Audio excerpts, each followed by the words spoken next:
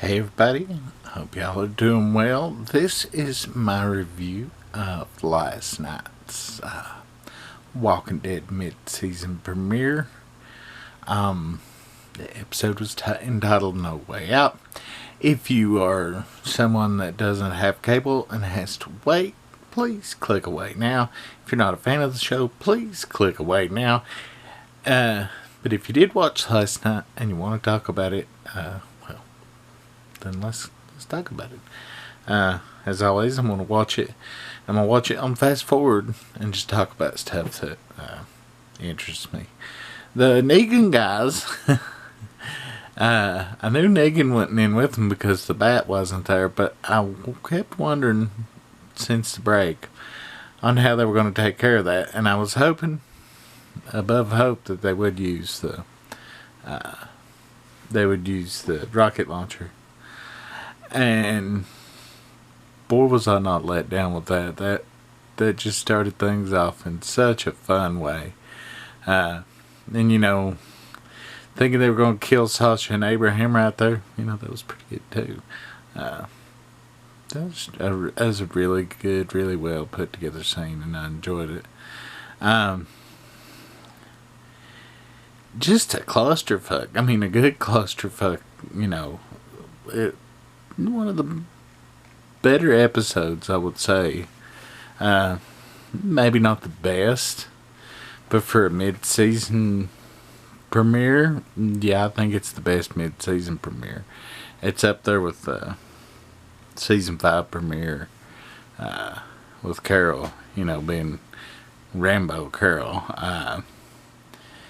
But yeah, I mean, them going through the crowds of the walkers, and you just knew something was going to happen when the boy was, going talking at the, on the break. And yeah, we'll see. I'm up to the part where Gabriel goes away, and Gabriel actually, he's making a turn, and I believe, if memory serves, he does make a turn in the comics too. But it takes him a long time to actually grow a pair. Judith is kind of odd. She doesn't live in the comics. She doesn't, she's just an idea, really. She's, she dies at the prison. So there's never really a Judith in the comics. So that's kind of an odd thing that they keep going on with. I figured she may die, but she didn't. Let's see. Let's go on here a bit. Very suspenseful. Very good. The Rosita, fussing at Eugene. In the comics, they end up dating after Abraham gets killed. And it's nice to see Eugene growing as a character. Even though he's not on the screen at this moment, I cannot think of her name, but that other character is.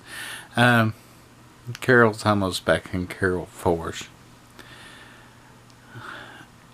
I don't know. Just so much going on. Glenn and Enid and the wolf, and I cannot think of the girl's name that's the doctor, but all those little bits work really well for me. I like that Enid's kind of, at least for this episode, thinking like human instead of like a loner. Yeah, just so many forces pushing different ways, but yeah. I'm going through commercials at the moment.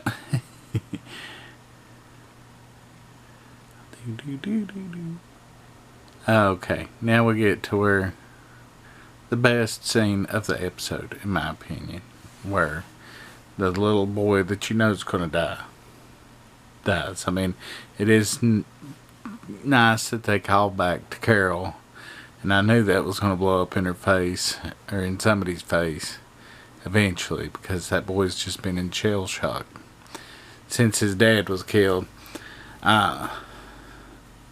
But him, and then his mom, and then